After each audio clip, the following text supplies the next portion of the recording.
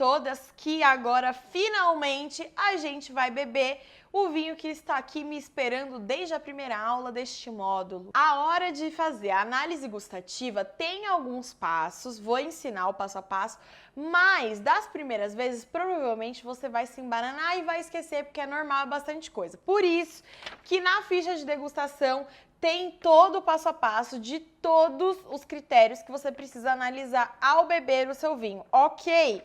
Então, na hora da degustação, se ficar na dúvida, segue o passo a passo. Aliás, como via de regra, toda vez que você for degustar, o ideal é que você esteja com a sua ficha de degustação em mãos para conseguir anotar, porque a nossa mente, infelizmente, não é a de um iPhone de 560 GB que vai guardar todas as informações e a gente vai conseguir resgatar quando quiser.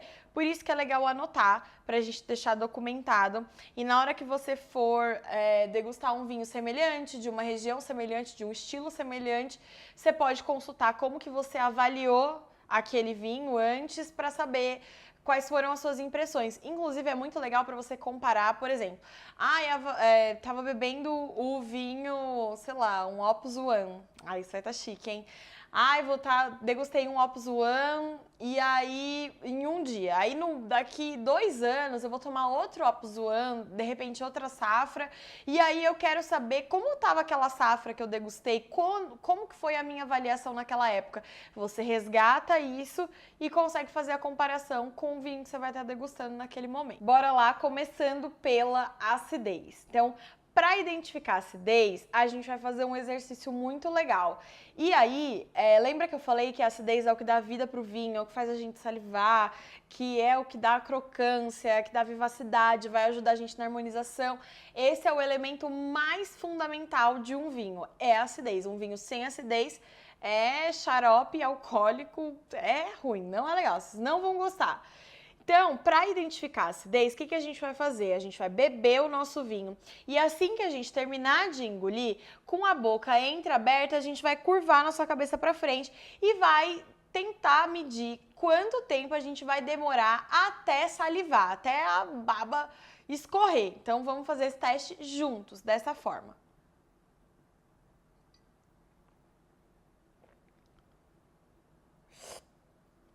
Esse vinho tem uma boa acidez. Foi rapidinho até eu salivar. E agora eu tô salivando horrores, até agora. Assim a gente vai medir a acidez do nosso vinho. Quanto mais rápido a gente vai salivar, maior a acidez desse vinho. Quanto mais a gente demora para salivar, menor é essa acidez. Aqui a gente tem um vinho com uma acidez alta, ótimo, maravilhoso, faz a nossa boca salivar. Então, a acidez a gente já sabe como que a gente vai medir. Então, aqui na ficha de degustação, a gente tem 5 bolinhas, sendo uma bolinha a menor quantidade e 5 bolinhas a maior quantidade. Tudo que a gente vai avaliar aqui é quantitativo e não qualitativo, tá? Qualitativo a gente vai fazer numa análise geral lá no final. Aqui é sempre em quantidade. Então, de acidez eu daria 5 bolinhas para esse vinho. Depois a gente vai fazer a análise dos taninos. E aí, aqui eu tô com esse vinho branco. Então, como você já sabe, os taninos vêm da casca e da semente.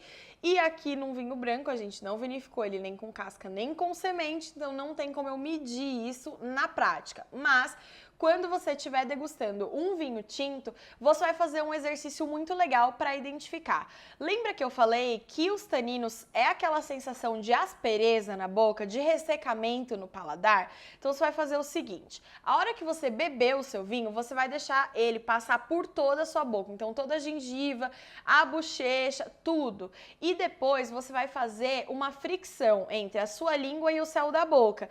E aí você vai sentir se ele vai ficar tranquilo, de boa, ou se essa sensação vai ser de muita aspereza. Eu vou fazer com esse vinho, não vai dar para sentir, mas vou mostrar os movimentos para vocês reproduzirem quando estiverem com um vinho tinto na taça.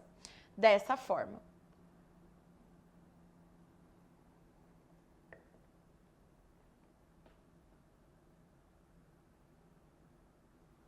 E depois eu engoli. Então, esse vinho não tem taninos, eu faço essa fricção, não fica áspero, não tem essa sensação. A minha gengiva, a bochecha, nada disso eu sinto ressecar, pelo contrário, Ele tem uma excelente acidez e isso faz com que minha boca salive mais e isso fique mais prazeroso no paladar. E aí que a acidez entra também. Por exemplo, num vinho que tem muitos taninos, mas que tem alta acidez, a gente vai ter uma sensação de menor aspereza na boca, porque a acidez vai equilibrar essa sensação de aspereza do tanino. Agora, quando a gente tem um vinho com muito tanino e baixíssima acidez, fica um vinho praticamente intragável, porque ele fica muito grosseiro na boca. É aquela sensação de que a gente mordeu uma banana verde, um caju que trava a nossa boca. A acidez alivia essa sensação. Por isso que a acidez, gente, ó, ela é o suprassumo do vinho. Depois a gente vai definir qual é a escala de dulçor desse vinho. Às vezes a gente tem um vinho mais doce e menos doce, depende do grau de açúcar residual que ele vai ter. Só que, de novo, lembra da acidez, que é a nossa melhor amiga no vinho? Pois muito bem, às vezes um vinho pode ter um açúcar residual um pouco alto, como é o caso desse aqui, que tem 12 gramas por litro de açúcar residual, só que ele tem uma acidez tão boa que no paladar fica quase imperceptível esse dulçor residual que ele vai ter.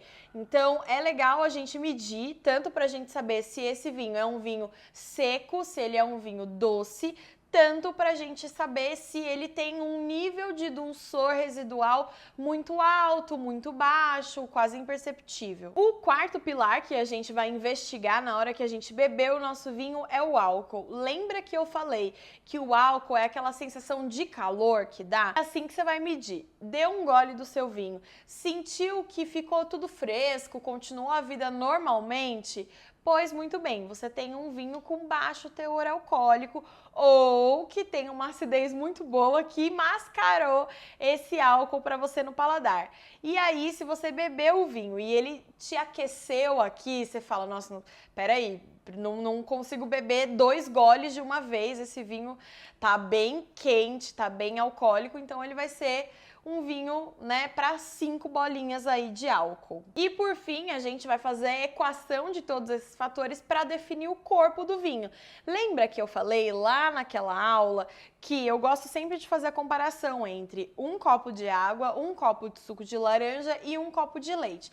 Então você vai tentar pensar, esse vinho eu consigo beber como se fosse um copo de água, que eu faço glu glu glu glu glu e vou bebendo sem perceber? Ou ele é um suco de laranja, que eu consigo beber, mas assim, não com tanta facilidade quanto a água. Ou ele é um copo de leite, que eu dou uma golada, espero mais um pouquinho, dou outra golada, porque ele não é tão leve para eu sair, né, bebendo como se fosse o último copo de água do deserto. Você vai fazer esse paralelo com o vinho. Os vinhos mais leves, eles vão ter esse corpo bem ligeiro. Os vinhos de médio corpo, como um rosé, por exemplo, você vai beber, vai perceber que ele tem um peso ali na sua boca, mas ao mesmo tempo você consegue beber outra taça logo em seguida, que vai ser tão gostoso quanto a primeira taça.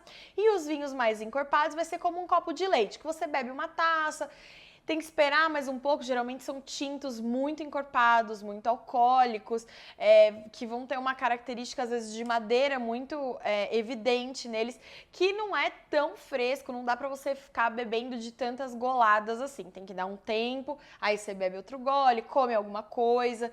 Então, é assim que a gente vai definir o corpo do nosso vinho. Lembra? O resultado da equação dos outros fatores. Então, alta acidez, baixo tanino, baixo álcool, um corpo mais leve. Altos taninos, alto álcool e acidez média ou menos, aí já é um vinho mais encorpado. Bom, eu vou ficando por aqui com o meu vinho da taça e espero você numa próxima aula. É isso e até lá!